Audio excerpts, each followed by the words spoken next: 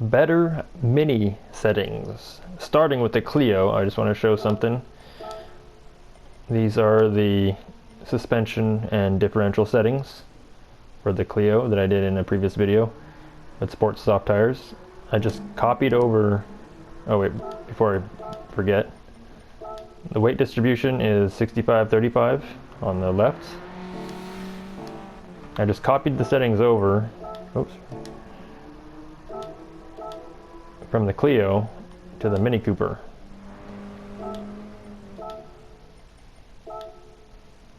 They're exactly the same.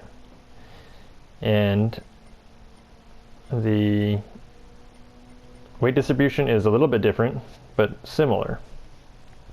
And it drives similarly, not exactly, but similarly. And it just is built, I'm building the case that you can essentially use similar settings on similar cars.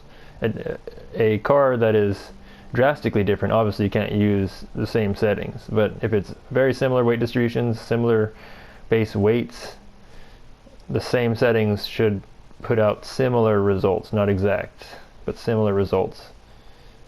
And here's the drive. Oh, the main thing to pay attention to is with the sports tires, it's best to use, for controller anyway, best to use sports discs for the brakes and normal pads as opposed to sports pads or racing pads. And then adjust the brake bias to 5 in the rear as it's displayed over on the right. As you can see, it oversteers on the brakes.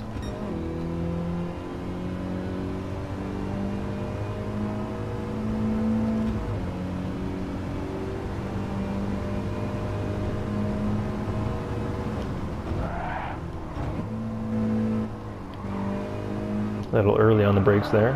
Nice rotation on the brakes. I'm not driving it fast, I'm just driving it with rotation to show off the rotation of the car. So technically, if I were to use this car in a menu book, which I've already passed those kinds of races, unless there's another front-wheel drive race, I would actually use similar settings, but with stiffer rear springs. And what the stiffer rear springs do actually causes stability because of the locked differential.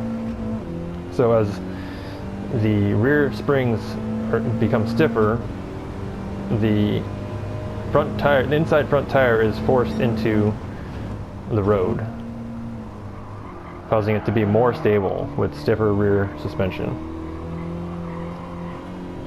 And for smooth roads like racetracks, I would increase the rear stiffness with the spring rates because it provides better mid-corner performance. More rotation on throttle with stiffer rear springs. However, because it has a locked diff, or not locked diff, but more locked diff, it becomes more and more stable with stiffer rear springs.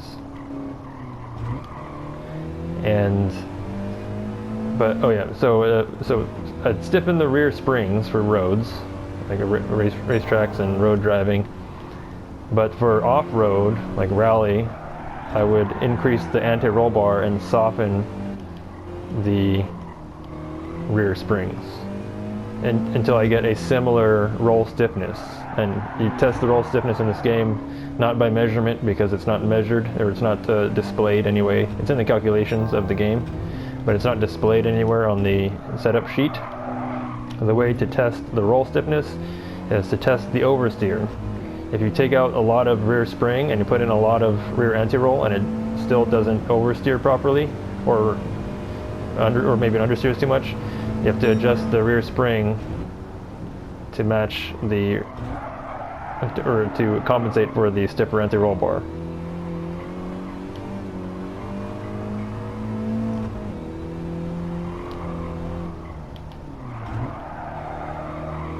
And so anyway, I was going to go to the race tires. So I have another setup. with the race tires.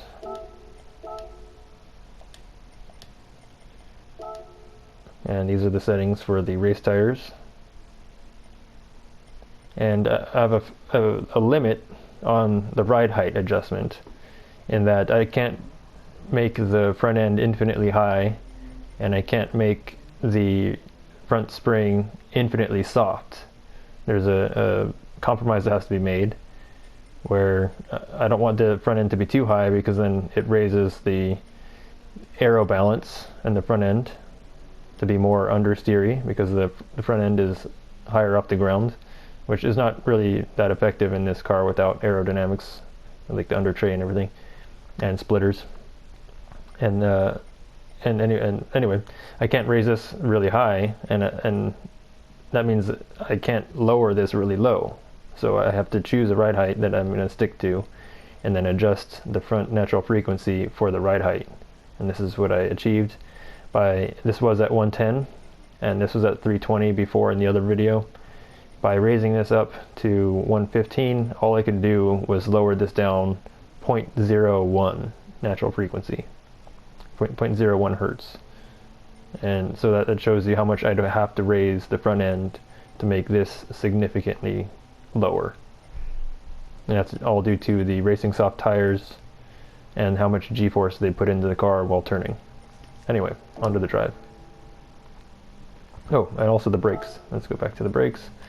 Using slotted disc racing and normal pads, and a brake controller set to 5 rearward brake bounce.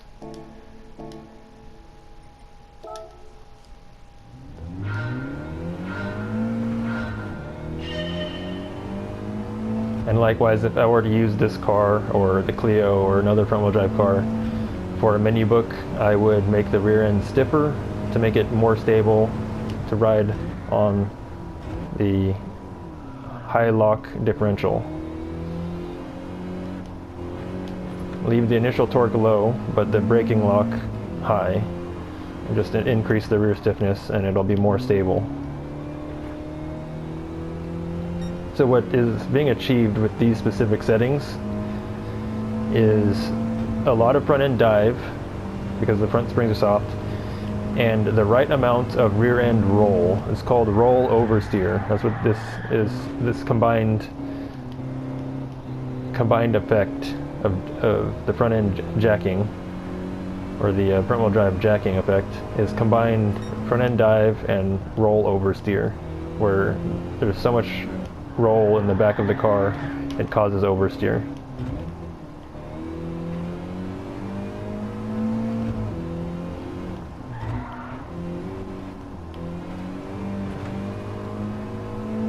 So I'm intentionally making it oversteer, by the way. I'm going to try to drive smooth.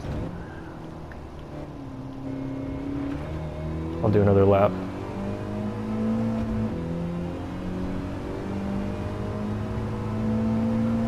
Oh, the sports disc, or no, the discs you use with the tires is very important. As if you don't have enough braking force for the tires you're using, it's not going to perform properly. If it's too soft, it's not going to oversteer on the brakes, and if it's too stiff, it's going to snap oversteer every time you touch the brakes.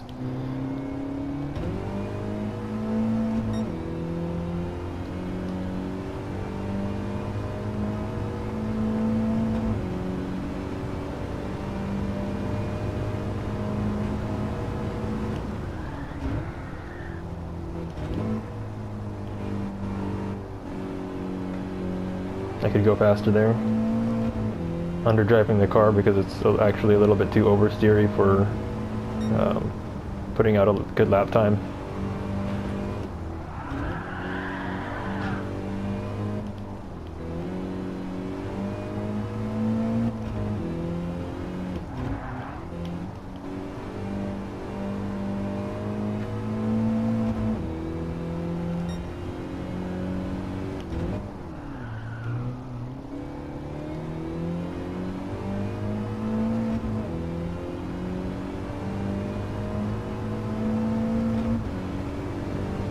One more lap.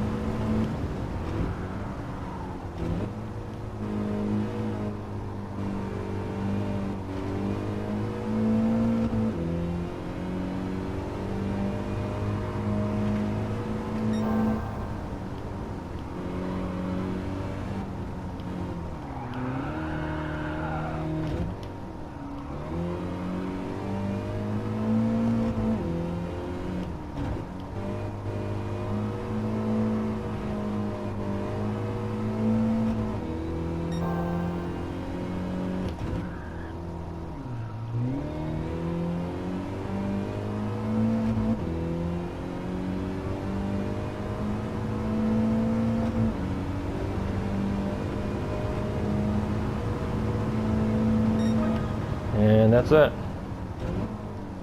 Till the next one.